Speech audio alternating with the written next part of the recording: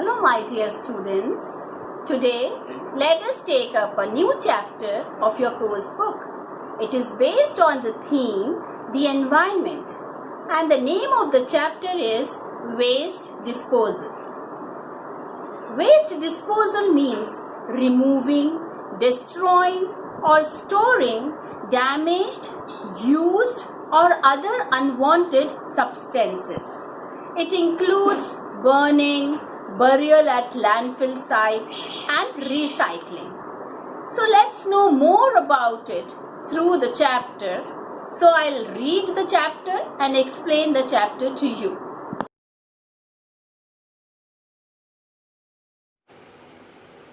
Waste management is about all the activities and actions that are needed to manage waste from its source to its final disposal. Most solid waste generated by households or commercial establishments end up in landfills. Read this report about one of India's biggest landfills. Landfills, also known as the garbage dump, where we keep all the garbage, where we put all the garbage of the city. It is being dumped there or buried there. So it is known as the landfill. Whatever waste we generate from our household, you know that the van comes of the municipal corporation, and all this garbage is dumped in that landfill. While traveling from central Delhi towards Ghazipur, the first warning that you get that you are approaching a landfill is the sight of circling birds of prey. Then the mound of waste becomes visible just before you are assaulted by its stench. You will also see a steady stream of smoke as decomposing waste generates the highly combustible methane gas. See, now what is being narrated here is when you travel from Delhi towards the Ghazipur is also a place. There is a first warning you will get means there is a landfill, and everybody knows that where there is landfill, when the garbage is dumped, there is a very bad smell comes from there. Assaulted by its stench means attacked by a very strong and unpleasant smell. Okay, so when we move that side, this narrator is saying that you will find a landfill which is lot of bad smell is coming from there. Now we turn on to the next page. None of this bothers 10-year-old Jeevan and 12-year-old Devender as they make their way to the top. For years, they have spent much of their time at the Ghazipur landfill, picking, sorting and selling waste. Without the protection of gloves or masks, the boys, like most rag pickers, are vulnerable to infections and illnesses. Often we cut ourselves on bits of discarded glass or metal, says Jeevan, but they show no animosity towards the waste that helps them earn a living. See, whatever waste is there, it is a living for some also. See, we are talking about a 10-year-old Jeevan and 12-year-old Devender. They are there on the heap of landfill where the garbage is there, and they are picking, sorting, selling waste. They are picking things which could be sold out. So, okay, they may find something in the garbage, so they go there, and many a times they cut themselves because glasses are also there, metal is also there. See, livelihood is like that only. For survival, what all things these children do. These small children, see, they are taking a risk of their life. They are not even wearing gloves or masks because they are so poor. They cannot afford all these things also. Vulnerable means capable of being easily attacked. They could be easily attacked by the infections because all rubbish is there, isn't it? So The land just outside the landfill is dotted with markets, houses, and places of worship. This violates the municipal solid wastes rules, which states that landfills should be away from habitation clusters. See, it is given in the law. It is that you don't have to keep the landfill near the city, near the market or any other. But if you have watched this landfill in the Karod, you might have seen that lot of this houses are there, lot of markets are surrounded by it. Okay, so it should not be there. Activists feel that we follow a flawed system of waste disposal and management. We need to discourage landfills as these dump sites catch fire easily. These fires are often difficult to extinguish because they burn through methane, plastic, and other highly flammable substances. They say that landfill waste should be compacted and put under soil cover daily so that there is no fear of pollution.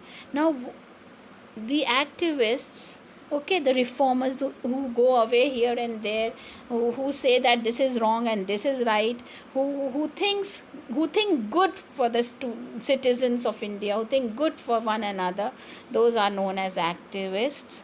And they say the flawed system, flawed means having fundamental weakness or imperfection, because we are keeping all these dumps open, and it very easily it catches fire, and it may burn till nights and nights and days. So it should be dumped under the ground, it is being said. Okay, so we move on to the next page. You all people must be aware, because waste disposal we have done in social studies also, in science also, in the lower classes, isn't it? So now see the next page. Improper waste management causes problems such as air pollution from burning of wastes both at landfill sites and in open areas. It also causes pollution of groundwater when leachate, the liquid residue that forms as water seeps through contaminated areas, mixes with surface and groundwater. See, if we do not take it seriously, this waste management, if we do not burn it, or if we do not keep it underground nicely or dispose it off nicely, it may contaminate the groundwater. Okay, and we will have to drink and we will fall sick, and many waterborne diseases could be there. Okay, so we need to learn from Sweden, which is a zero waste country. We need to learn from countries like Sri Lanka, which is segregating its waste, or Bhutan, where everybody is conscious to not pollute their land, says Swati Sambyal, Center for Science and Environment. See, now in this para, they are saying that we should learn from Sweden. It is zero waste. There is no waste, no nothing. Machines are there. They are recycling it, disposing it off very nicely. It is zero waste country, same as Sri Lanka, Bhutan, everywhere. Okay, so we need to learn from them. We need to have something from them so that we can do good to our country. Segregating means setting apart from the rest, or isolating, dividing. Okay, so there is a need to organize awareness programs for citizens to encourage segregation and recycling. Most activists push for segregation at source and feel a strict set of laws and the fear of penalty is needed to make people comply. So now we should organize programs for citizens. We should educate our citizens. These activists are saying that we should educate our citizens, and we should penalize them if they should comply with the rules. They should follow the rules. Otherwise, there should be some penalty, punishment imposed for breaking a law or rule. Okay. So now we are moving towards the Swachh Bharat mission. You all know very nicely. The Swachh Bharat Abhiyan, or Clean India Mission, is a campaign in India that aims to clean up the streets, roads and infrastructure of India's cities. smaller towns and rural areas.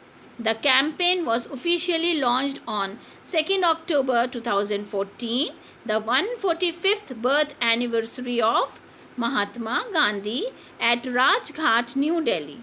It is India's largest cleanliness drive to date, with people from all parts of India participating in the drive. The mission aims to achieve a Swachh Bharat by 2019 as a fitting tribute to Mahatma Gandhi on his 150th birth anniversary. See, this government had launched on 2nd October 2014 about this Swachh Bharat Abhiyan to clean India campaign. Okay, so everywhere you could have seen that there were toilets and many to clean the roads. There were many machines moving around so that they can give tribute to Mahatma Gandhi on his 150th birth anniversary. Okay, which was this year, है ना? People from different sections of the society have come forward to join this mass movement of cleanliness. From government officials to soldiers, Bollywood actors to sports persons, industrialists to leaders have all linked up to take on this challenging task.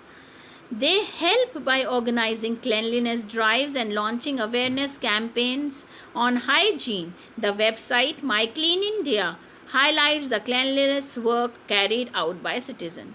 You must have watched in the TV and everywhere in the news that all these officials, IAS, IPS and Bollywood actors they used to take broom and they used to clean, and they used to go near this lake or big lake, upper lake, they used to go and they used to clean the banks of the lake. Okay, so you might have seen they with the brooms. So all were engaged in this cleanliness drive. Okay, Swachh Bharat has been receiving tremendous support from the people, taking the broom to sweep the streets, cleaning up the garbage, focusing on sanitation and maintaining a hygienic environment have become a practice. This I have already explained you. Okay, sanitation, everybody know the process of keeping places clean and healthy, isn't it?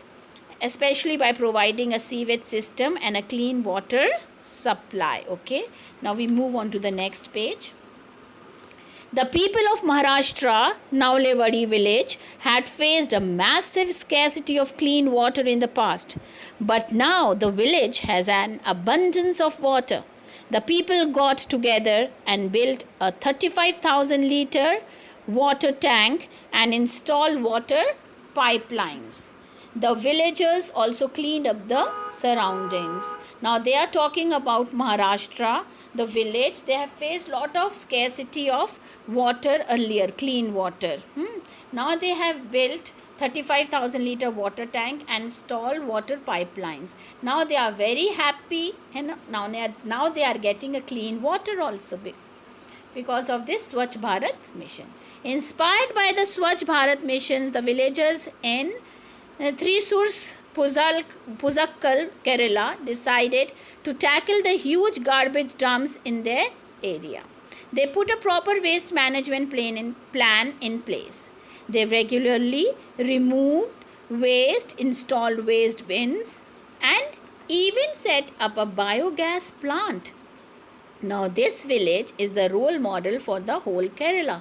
See, Kerala, this village has been the role model. They are using it very nicely. Waste management, they are doing, they are planning it very well. They are setting up biogas, okay, so that they can dump all those things and they can generate gas from there. And so now this Kerala village has become the role model for whole Kerala. Now whole Kerala is getting inspired and learning from this village. The village of Chaurus is located on the banks of the river Narmada in Madhya Pradesh. Now our Madhya Pradesh comes. The area in and around the banks was full of garbage. The villagers had no clue that the water they drank was polluted because of the toxic waste from the garbage. Here too, it was the people who came together to clean the river banks. The village has clean drinking water now, and the river banks are clean. Now this village was also having lot of garbage and toxic waste from the garbage was generating.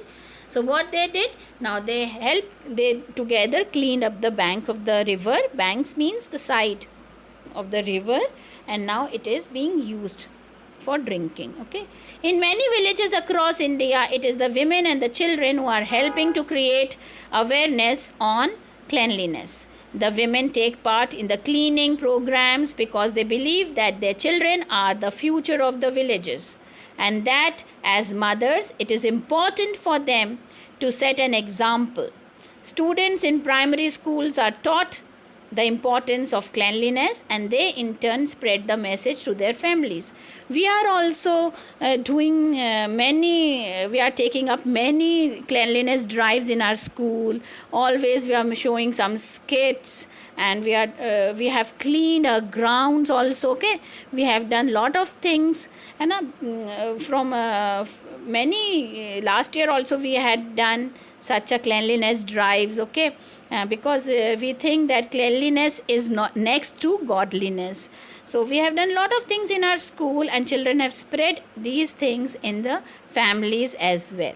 The objectives of Swachh Bharat also include eliminating open defecation through the construction of individual and community owned toilets. The objective of Swachh Bharat is also to eliminate khatam karna. Eliminate defecation means where they excretion of waste matter from the body, where they sit and do all sort of things, you know that very well. So now they are opening community owned toilets. In the Jahanabad district of Bihar, nearly 14,000 women brought about a social change by coming together to clean up their surroundings and convincing villagers to build toilets. The residents of Rajasthan's Chittorgarh, Bhilwara and Udaipur districts now have individual toilets in their homes. The collective efforts by the people has resulted in more than 3,000 toilets in Coimbatore, Tamil Nadu. In Haryana, the importance of building toilets was spread through billboards, posters and radio advertisements. See, in Bihar and many other cities, what they had done, the women had taken up the initiative, and they had taught some villagers what to do for cleanliness, and they had cleaned the surroundings themselves. And so it is very clean. This Rajasthan's Chittorgarh, Udaipur, everything in Haryana, Tamil Nadu, everywhere there were toilets, and every villages was very neat and clean. By inviting people to participate in the drive, the Swachhata Abhiyan has turned into a national movement. Citizens are now becoming active participants in cleanliness activities across the nation. The dream of a clean India, once seen by Mahatma Gandhi, has begun to take shape. Now by inviting people, we are inviting people to participate in this. All are participating, and it has become a national movement. Everybody is doing good for the country. So they are coming, and we are now having good water supply, and everything as waste management has developed very nicely in India. Okay, so I hope you people have enjoyed and understood the chapter. Okay, the question and answers will be given in your WhatsApp group. Thank you, children. God bless you.